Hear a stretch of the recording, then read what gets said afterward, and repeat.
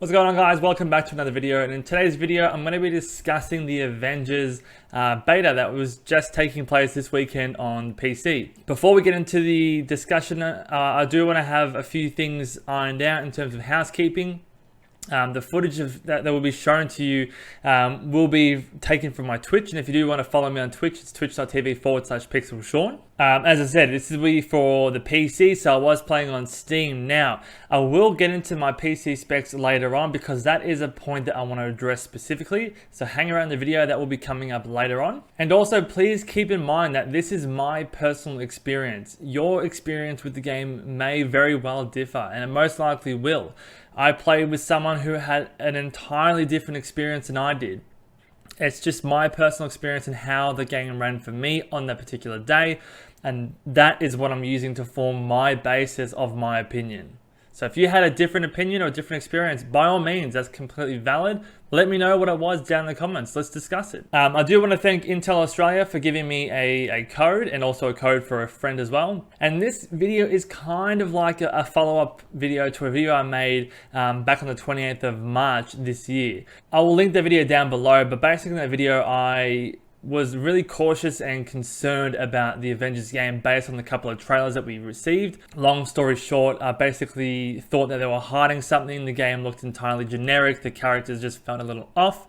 So this video is going to be, I guess, in a response to that, to see what was or wasn't true, what was disproved, and what actually came into fruition. So if you want to see that video, it's linked down below.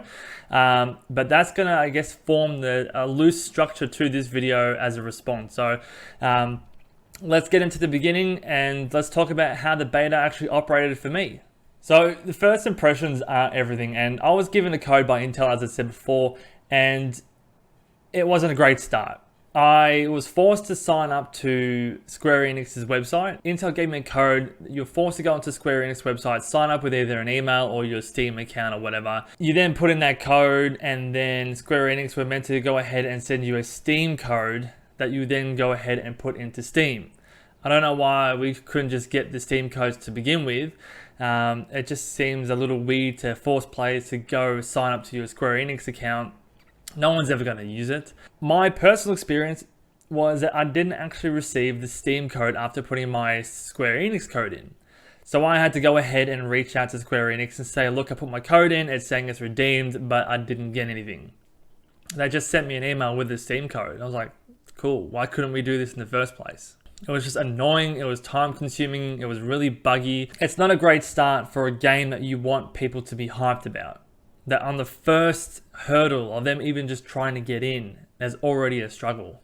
Now, just a really basic premise of the game. This is non-spoilery, this is all in the trailers, but basically you have the A-Day event where everyone's on the bridge as seen in the trailers. Cap dies, and I guess the Avengers are called into line to say, you know, is their place in the world really beneficial? There's a lot of damage and a lot of deaths being caused as a result of the Avengers being present.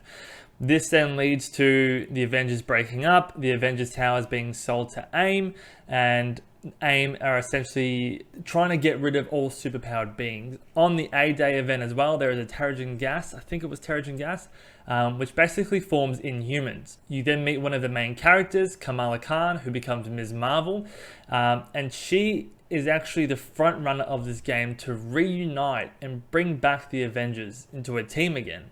Now, obviously, AIM doesn't really have the best intentions at all, and this is where the game sets you off. You are setting off as Kamala. You go ahead and talk to Bruce Banner and the Hulk first, and it's your job to go out to do these missions to try to reunite the Avengers as a team. First point I want to get into is the actual performance of the beta itself. Now, to me, and as you'll see in the footage of the game I'm going to be showing you, the game ran like garbage, absolute garbage. As I said at the start of the video, you might have a different experience. My friend has an overpowered PC like you would never believe, and he had no issues. There was no loading screens, everything was just instantaneous, everything was smooth. I have a decent PC, it's not, you know, NASA level or anything, but by and large, the requirements of my PC, my specs of my PC, are well above the requirements of this game, or the recommended requirements. At once. Try to keep up. Why the cutscenes so choppy. Is that just me, or is it the preview on Streamlabs?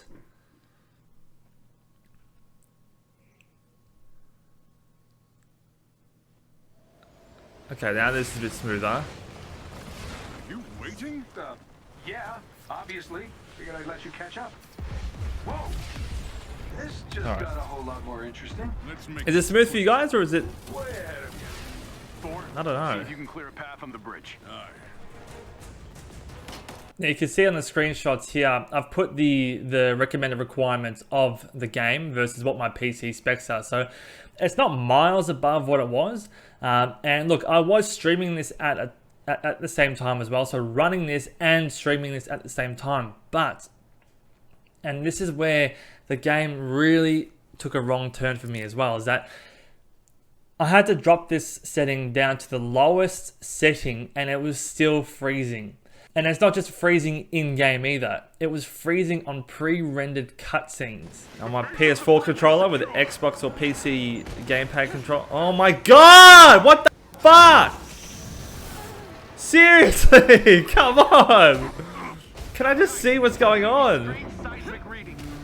Oh. Bro.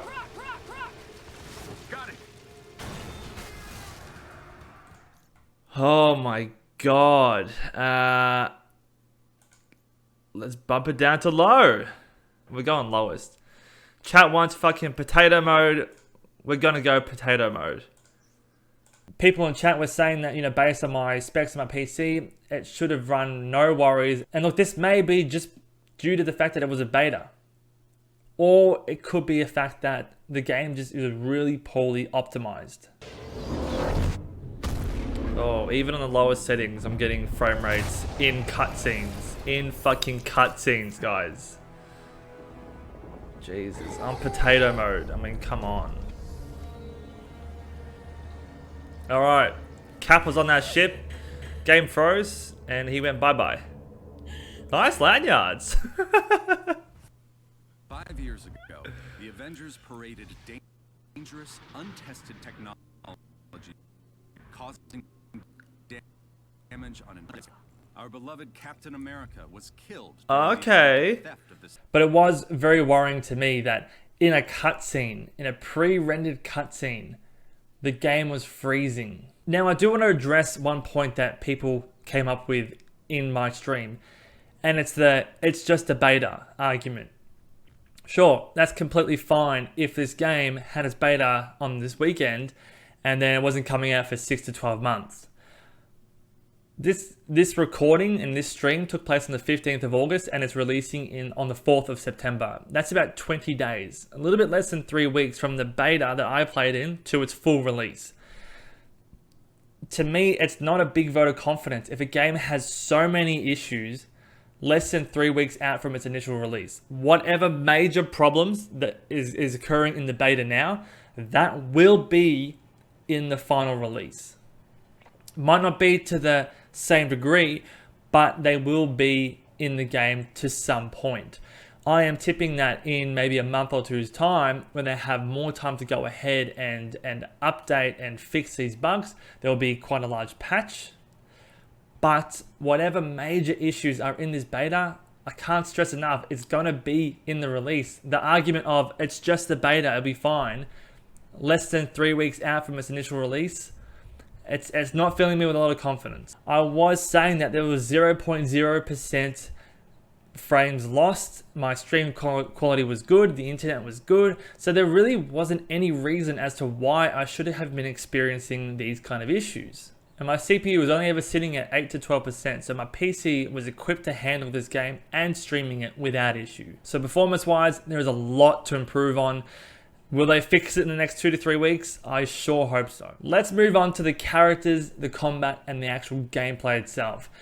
Now, in the video I made 4 months ago, I pretty much tore the game apart, saying that the characters felt off, they felt weak, they felt nerfed, they didn't feel like themselves at all. I was even quoted to say that the Hulk felt like a truck with flat tires, I think it was. I'm really happy to say that the characters, on the most part, felt fantastic. In the video I uploaded, I said the Mjolnir felt really unsatisfying. Thor felt weak, but he handled great. He was by far my most favorite character to play as. He did feel strong. Yes, characters did take a couple hits to beat, but the person playing in the trailer did a really horrible job at displaying what powers Thor actually has, or what abilities, or what the combat, and especially combos, can look like as each particular character. I don't know who they got to play the games in the trailers, but they need to be fired. They sucked. Can't fly? Whoa, alright, that's cool. As Thor, I was going ahead, calling down lightning, throwing my Mjolnir and pinning someone up against a truck while I was then fighting someone with the fists.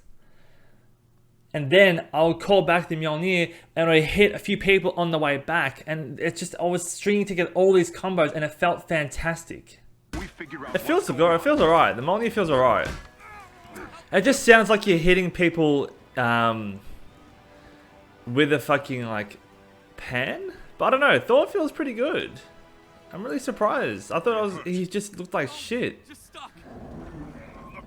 He handles alright.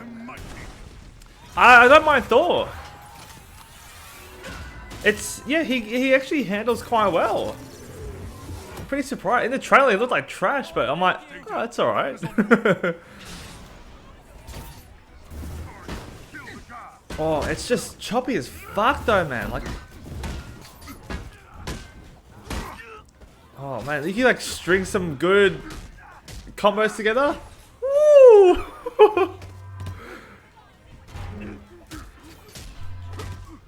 That's not bad, dude. That's not bad. I like Thor. Thor's good. To trigger Hero's Fury. Whoa! Oh! What the fuck? That was pretty impressive. Dude, Thor's fucking awesome. Oh. Another character I ratted on was the Hulk. And as I said before, I said he felt like a truck with flat tires. He was kind of slow, but he felt fine in the context of the game. Now, in the trailer, it shows that he cannot jump higher than the height of a truck. In the game, if you jump and you just keep jumping, every single jump just gets higher and higher. That is very Hulk-like, but they didn't show that in the game trailer at all. Alright, so you say he jumps higher when he bounces? Oh, okay, so... Ah... Dude, why did they not show this in the fucking... What the fuck? They should have showed that in like the gameplay. We can build up... Oh, dude! This is what most people had their fucking... issues with, man. Just his jumping thing.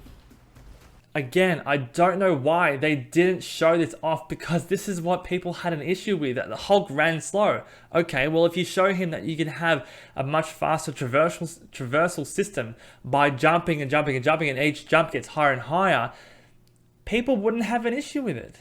But I don't know why they didn't show that off. Captain America felt great. I said in the old video, his fighting style really suited him. Played him in the beta, really good, happy with him. The only two people that I really had an issue with was Iron Man and Black Widow. Now, in the first couple of trailers, Iron Man was put on rails for his flying sequences. When you're, I guess, in the corridors or in the rooms or whatever, you can fly around freely within that sort of hub world area that you're in the particular missions. You're not on rails, but he just feels a little bit off. I don't know, maybe it's just not my playstyle, but he did feel a little bit slow, a little bit annoying. And for my personal playstyle, there are better players to play as. Black Widow was... The introduction to Black Widow on the bridge just sucked. It was so monotonous and repetitive. It was shoot, shoot, dodge, shoot, shoot, dodge, shoot, shoot, dodge.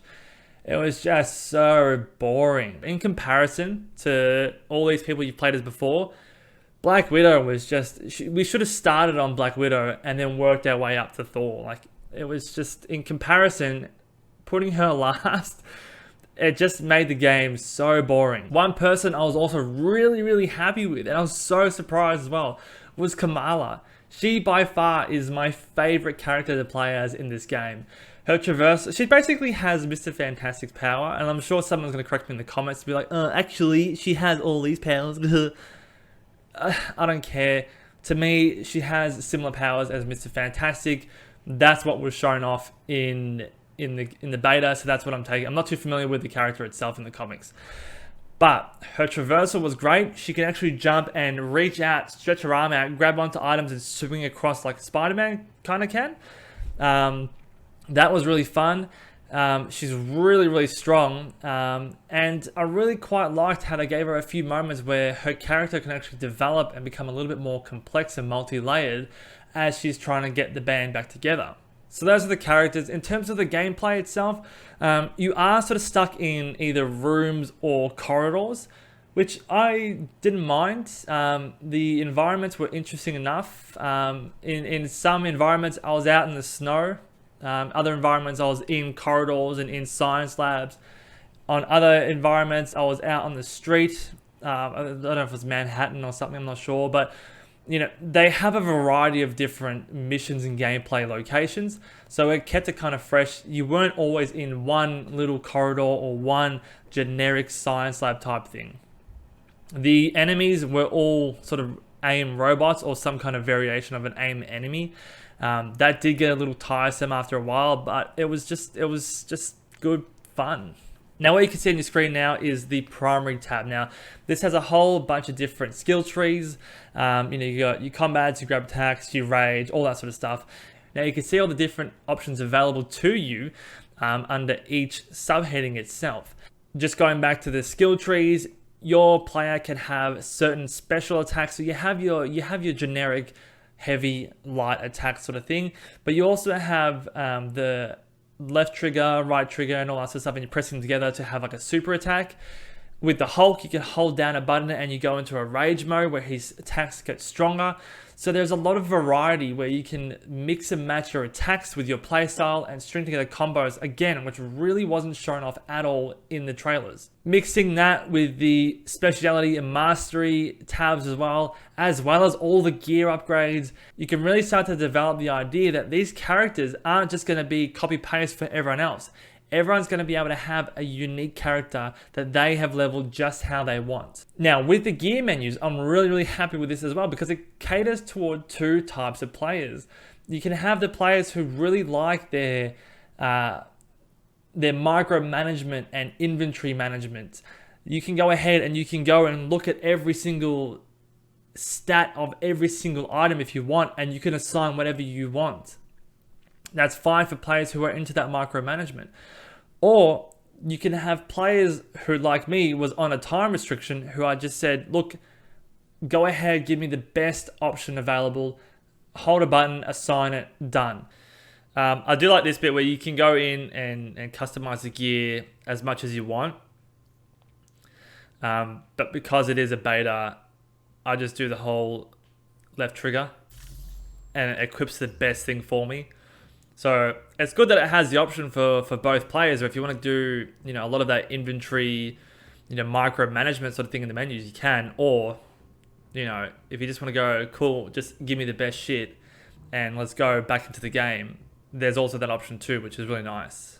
It means that for me, the momentum can keep going because I don't have to go ahead and look at all the stats and the numbers for all the items. I can just hold down a button, trust that the game was going to assign the best gear possible, and I'm back into the game. It keeps the momentum going for me, but that option is also available for people who like to go into those management sort of roles and look and assess at every single different spec and data number of every single piece of gear.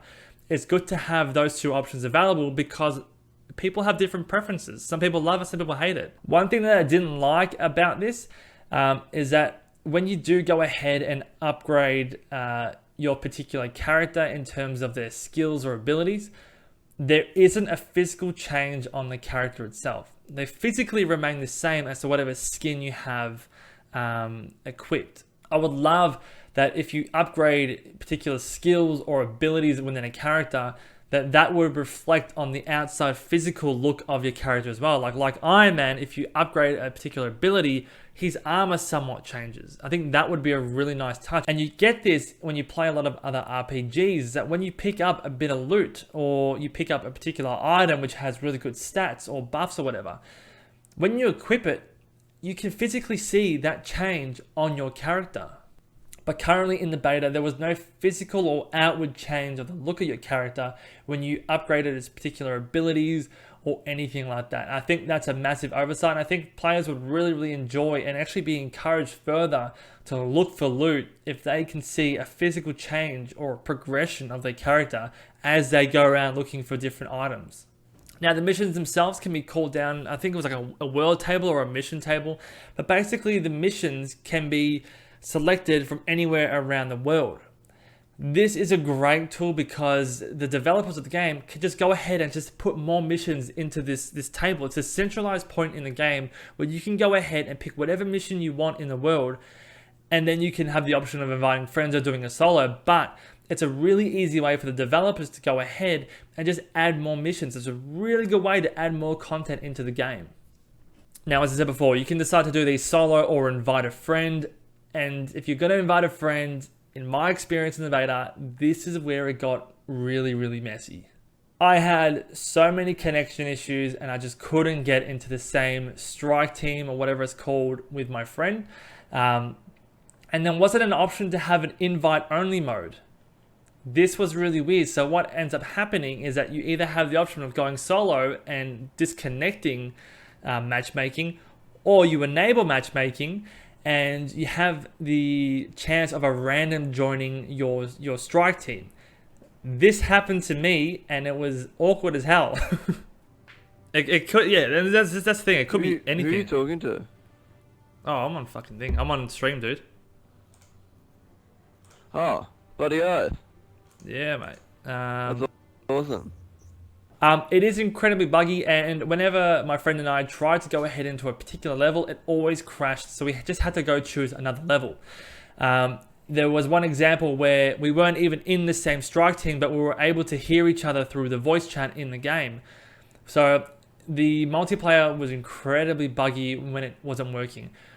When it did work, it was still somewhat buggy and choppy. However, it was so much fun being able to play with another friend. You having your character from the Avengers and them picking their favorite character from the Avengers and going through a mission and seeing that particular character act in a way where it's obvious it's controlled by another person just enriched the gaming experience tenfold. It was also really interesting to see how that other person in your strike team has leveled up their Avenger and how that plays different to your version of that Avenger. So the person I play with named the Hulk, and you can see the different abilities and all the changes that he's made to the Hulk versus mine, where I didn't really play. So I could see the potential and the growth in the Hulk character. It's also interesting to see how he went ahead and strung together different combos and all that sort of stuff. Yeah, if they improve this, like, this would be a fun game, like multiplayer. Hell yeah. I reckon they need to optimize it more. Yeah, 100%.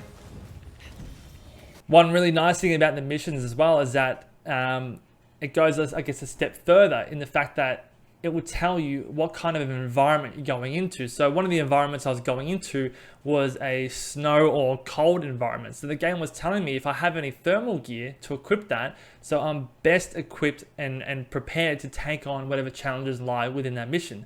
So before you even go into the mission, you can then go into your gear and equip the rider gear for the mission to do it in the most effective and efficient way possible. It's just another layer of complexity of the game where you can go ahead and really tailor your character to fit the particular playstyle or the mission that's coming up. Again, you can even coordinate this with friends if you're playing on multiplayer, and you're able to actually sit down and plan out the entire mission. So when you do succeed, it's because you guys planned it properly. That's going to be really rewarding and satisfying for the players. Contain enemies with special abilities and modifiers. It would be wise to examine a mission's modifiers and plan your loadout accordingly. Okay. Forces in this region are reported to use cryotech weaponry. Equip any cold protection gear you may have to better your chances of success. So guys, look, that's going to be, I guess, my main thoughts on the beta itself. We discussed the performance issues, we discussed the connectivity issues with the multiplayer, not being able to find each other, not being able to connect, getting booted. We discussed the choppiness and poor optimization of the game itself. We discussed the characters themselves, thankfully being a massive improvement from what we saw in the trailers. Now, look, with the characters, they are planning to introduce more, but we only played the 6 that we mentioned in the video today. No idea if those other players are going to be good or not. One thing I don't like about this is the fact that Spider-Man is a version exclusive, so exclusive to PlayStation 4 or just Sony. My issue with this is that he is a big part of the Avengers. So people who are fans of the Avengers who might get this on PC, like I would have, because everyone that I was going to play with would have bought it on the PC anyway. Now none of us can play as Spider-Man. I find it really distasteful as a developer to accept money to have certain content and characters locked away on a particular console so that anyone on Xbox or PC can't have access to that character. I really don't like that at all. And just on top of that, they're also asking for the same purchase price on Xbox and PC, even though the PlayStation is getting more content in terms of an extra character and any content around that surrounds that character, any trophies, customizations, missions, etc. But hopefully, maybe it was just a timed exclusive and Spider-Man might come to PC and Xbox after a few months or something. I don't know. We'll just have to wait and see.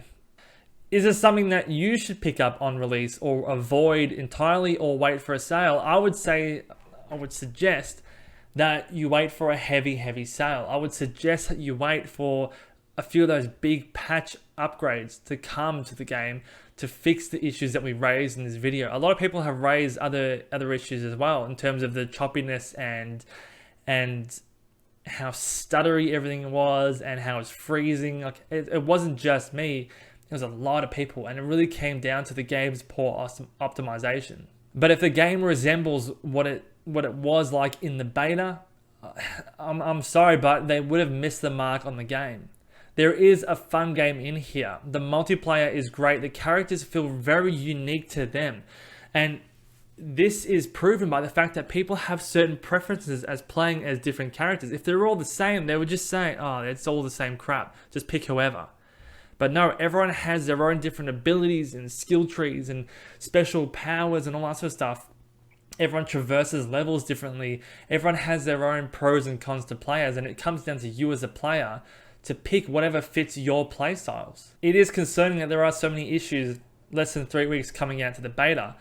However, I really think that there is a good game in here somewhere, but they just really need to refine it. I would be entirely happy if they said, look, after the results of the beta, we're going to go back and we're going to push this game back 6 months.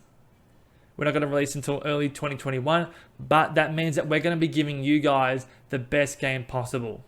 If they release a mediocre game now, you've already killed off a lot of your audience.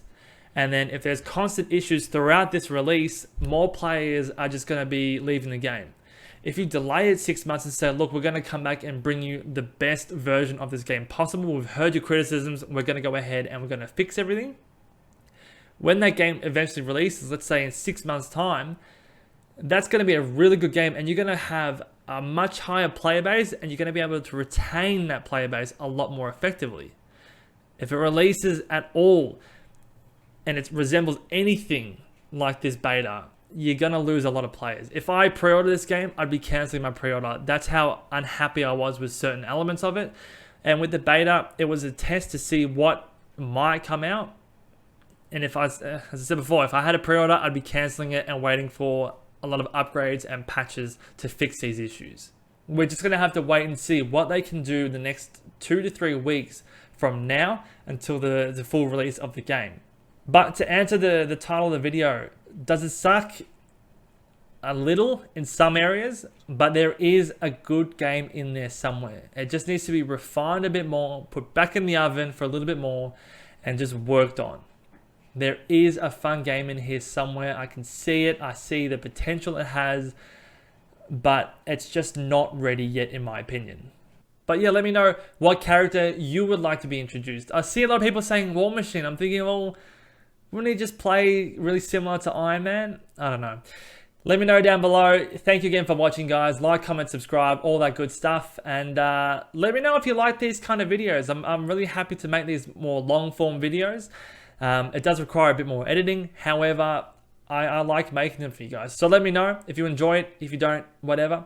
But yeah, I'll see you in the next video. Take care, guys. Stay safe. And yeah, I'll see you in the next video. All right, bye. Like, when it looks so bad on my screen. She's got no hair. It's like shaved her head. Oh, there it goes. It popped in. That's what I was saying before. Like, if they just delayed this for 6 months, be like, cool, we got the information from the beta. We know what to work on. Give us 6 months. I reckon they could come out with something really good, but 2.5 weeks.